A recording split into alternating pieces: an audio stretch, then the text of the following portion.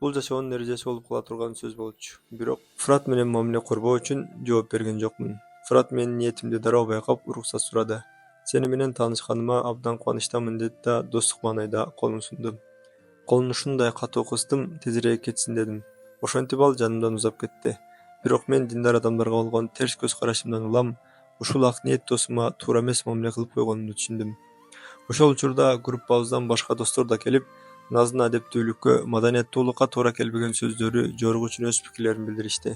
Чындыгында Назга карата айтылган айыптоолордун баары мага карата дагы айтылып жаткан. Анткени атеизм менен деизм кандайдыр бир деңгээлде бири-бирин толуктап турган көз караштар эле. Бирок мындай деталдарга Наз эч кандай маани берген жок. Наз болсо өлгөнүн үстүнө көмгөн кылып, ырахаттана жаныма басып келип, эч нерсе болбогондой, капа болбо гарип, жашоо кайгырууга татыбайт. Оюңа алба деди шылдыңдагансып.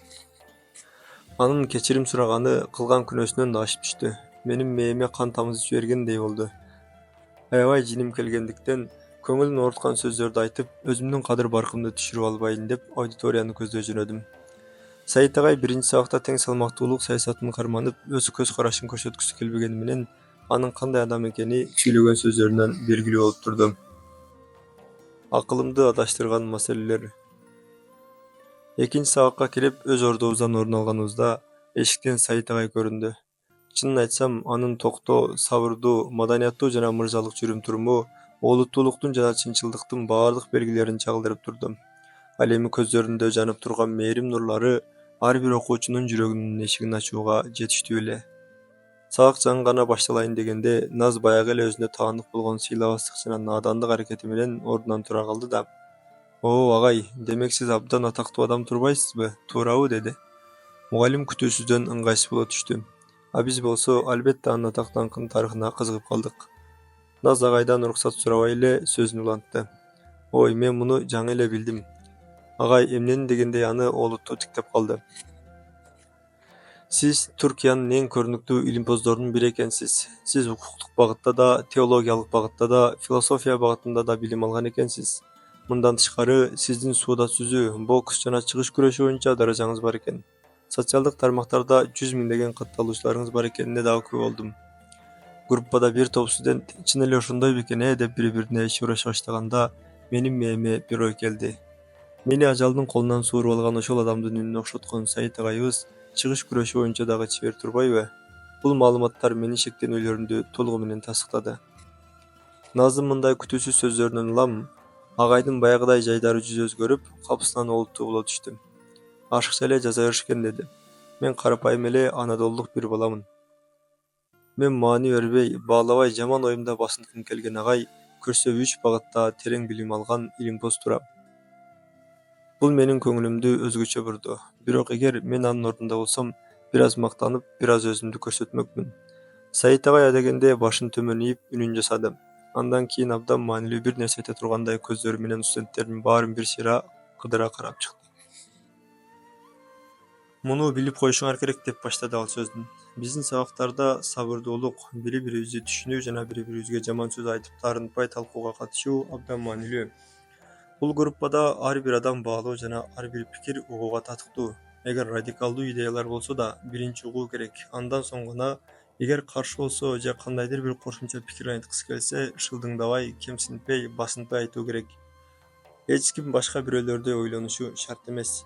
Бир үй-бүлөдө да табит менен пикир, көз караш менен мамиле боюнча айырмачылыктар болуп жатса, анан мындай 40 кишилик группада пикир айырмачылыктарынын болушу табигый нерсе эмеспи? Менин сабактарымда кимдин айта турган сөзү болсо тартынбастан айта алат. Бирок мындай кугум бирөөнү кемсинтип, шылдыңдап же сыйлабастык менен колдонууга жол бербейм. Мага сокур, өжөрлүк үстөмдүк кылган талаш-тартыштар жакпайт. Ансыз деле андан жыйынтык болбойт. Акыл менен билим эмне десе, биз ошого жараша иш кылышыбыз керек. Башкача айтканда, алдыбыздагы адамдын ою түшүнүү үчүн эки жерде 2-4 деп айта алышыбыз керек. Баарыңар кийинки сабактарыбызда да ушул айтылгандарды эске алган болсоңор, эч кимге таарынбайт. Биз талкууларда биз туура эмес ой-пикирде жүргөн болсок, аны түшүнөбүз. Ошол эле учурда туура көз караштарды да билип алган болобуз." Агай сөзүн айтып жатып, айлананы сыдыра карады. Жүзүндө баягы жайдары жылмаюусу пайда болду. "Мен силерге оюмду түшүндүрө алдымбы, билбейм." Аудиториянын ичинде бир саамга тынчтык өкүм сүрүп калды. Бул мажбурланган тынчтык эмес, агайдын сөзүн тастыктаган макулдук эле.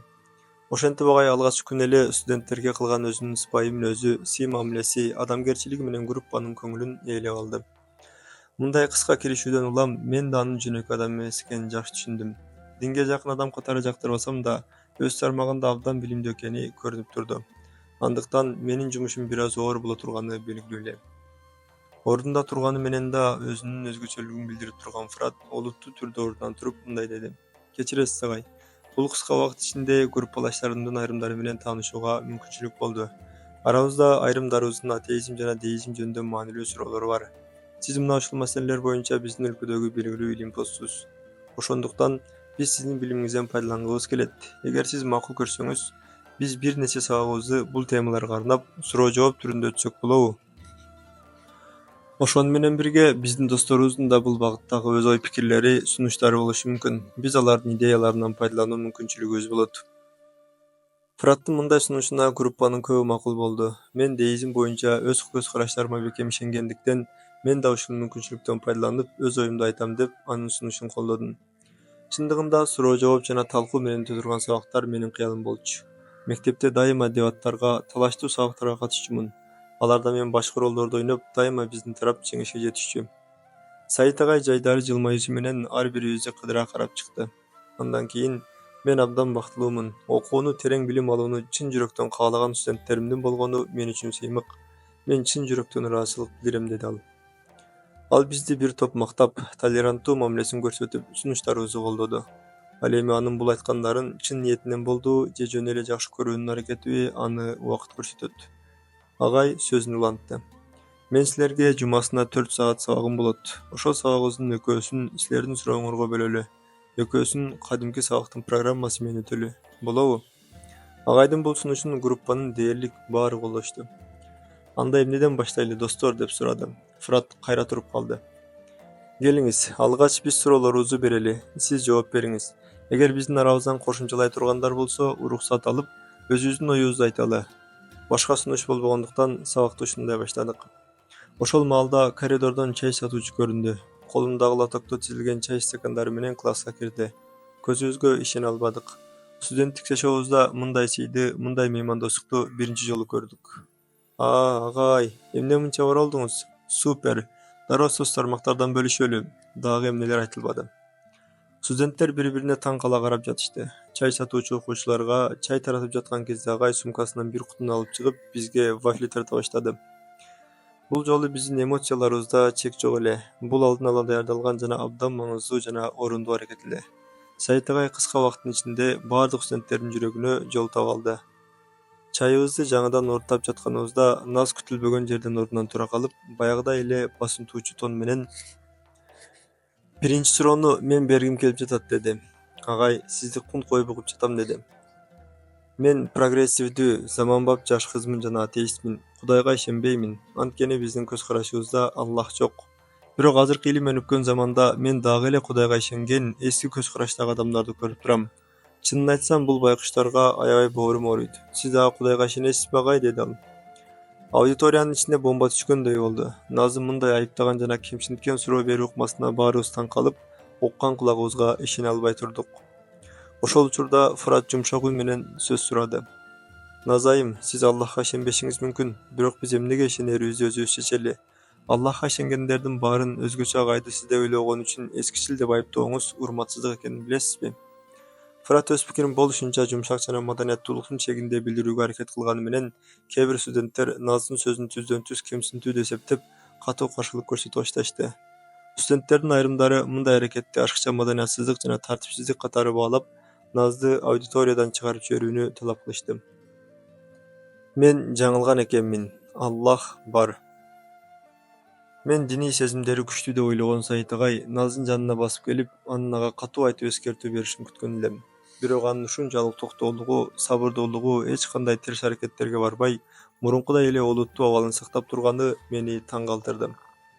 Канчалык Наздын тараптаары болсом да, мындай кемсинткен сөздөрү колдошум мүмкүн эмес эле. Наз чектен чыгып кеткендиктен катуу сындалууга татыктуу болчу. Аудиториянын ичинде ызы чуу уланып жатканда Фырат кайра сөз сурап, ордунан турду.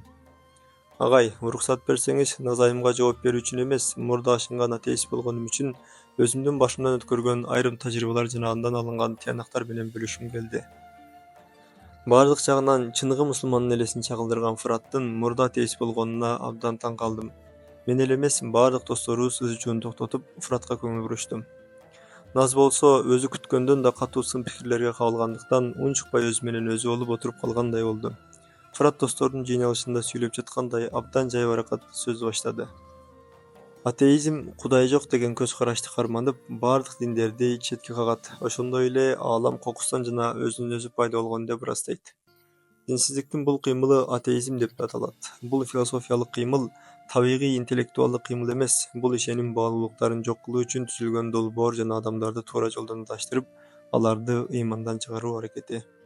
Жок, мен буга каршымын деп Наз ордунан тура калды. Фырат болсо болушунча жумшак мүнөзүн жазбай, муну мен айтып жаткан жерим жок, деди ал. Бул сөздөр 50 жылдан бери атеисттердин аракеттерине жол көрсөтүп келген британ философу профессор Энтони Флюга таандык. Атеизмди таштап, Аллахтын туура жолуна түшкөн Флюнун "Мен жаңылган экенмин, Аллах бар" деп жазган китеби дүйнөдө чоң резонанс жараткан. Ал тургай атактуу философ профессор Гарри Хабермас Энтони Флюнун атеисттерге тийгизген таасири ушунчалык чоң, Иса христиандар үчүн кандай мааниге ээ болсо, Энтони Флю да атеисттер үчүн ошондой мааниге ээ деп таң калганын билдирген. Анын акыркы сөзү да мындай болгон: "Эң өкүнүчтүүсү, мен 50 жыл бою атеизмдин эң тайманбас коргоочусу катары сансыз адамдарга таасир этип, аларды жолдон адаштырдым. Бул менин жүрөгүмдү канатып, ар түнү түн уйкумдан алат.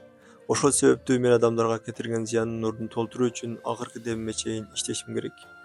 Фырат мындай кызыктуу маалыматтары менен Наздын таалуу жерине тийгендей болду. Ал айтаарга эч нерсеси калбагандай, башын жерге салып унчукпай калды. Группалаштар дагы мындай кызыктуу талкууга толук көңүл буруп отурушту. Бирок мындай жагдайда өз позициясын сактап калгысы келгендей, Наз кайрадан ордунан турду. Атеизм долбоор болсо, аны эл мажбурлап кабыл алса, эмне үчүн мынчалык көп адамдардын артынан эрсип жүрөт? Наз бир маанилүү жагдайды колунан чыгарбады. Бул кызга башында маани бербегем. Бирок ал мен ойлогондон да акылдуу окшойт кыязы. Адаттагыдай эле Фырат адамдын көңүлүнө тийбегендей жагымдуу маегин улантты. Эгерде бир аз сабыр кылсаң, себебин айтам, деди ал. Атеизмдин тамыры байыркы Грецияга барып такалат. 19-кылымга чейин илимий жана философиялык чөйрөлөр кызыгуу жаратпай, маанисиз бир көз караш катары унутулуп калган. Бирок 19-кылымда жаратуучуну көрмөксөнгө салган затка таянган материалисттик жана позитивисттик агымдардын күчөшү менен атеизм кайра жанданган.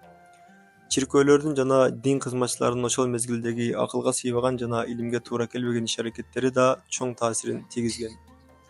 20-кылымда Кудайды четке каккан коммунизм Советтер Союзунда, Кытайда, Чыгыш Европа өлкөлөрүндө жана дүйнөнүн башка көптөгөн өлкөлөрүндө саясий жактан күч алгандыктан, атеизм бул өлкөлөрдүн расмий идеологиясына айланган. Бул өлкөлөрдүн мектептеринде атеизм атайын предмет катары окутулуп, Аллахка ишенген адамдарга жашоо укугу берилген эмес. Мына ушундай жол менен 100 миллиондогон адамдар динди четке каккан система аркылуу билим алып, атеизмди жашоо образы катары кабыл алууга мажбур болушкан. Тилекке каршы, биздин өлкөдө соңку кылымдарда материалисттик көз караштын таасиринен өз үлүшүн алганына күбө болуп келебиз. Өлкөбүздө көп жылдар бою диний билим берүүгө тыюу салынып, мектептерибизде кыйыр атеисттик тарбия берилип келгенин эстен чыгарбоо керек. Бүгүнкү күндө да бул агымга ишенгендердин көбү Аллахтын жок экенине так далилдердин негизинде ишенгендиктен эмес, жаратуучуга кул болуу жоопкерчилигинен кутулуп каалагандай жашоону каалагандыктан атеизмди тандап алышкан. Мен каршымын, агай. Наздын мындай каршы чыгышына дароо жооп кылып Фырат: "Мен сөзүмдү жыйынтыктап жатам", деди. Кыскача айтканда, өлкөбүз үчүн коркунучтуу деңгээлге жеткен бул интеллектуалдык кыймыл коомдук баалуулуктарды талкалап, Аллахка болгон ишенимди жок кылуу, жаштарды өз каалоосунун кулуна айландыруу боюнча масштабтуу долбоор. Мени укканыңыз үчүн чоң рахмат. Бүткүл группанын көңүлүн бурган сөзүнөн кийин Фырат жай гана ордуна отурду.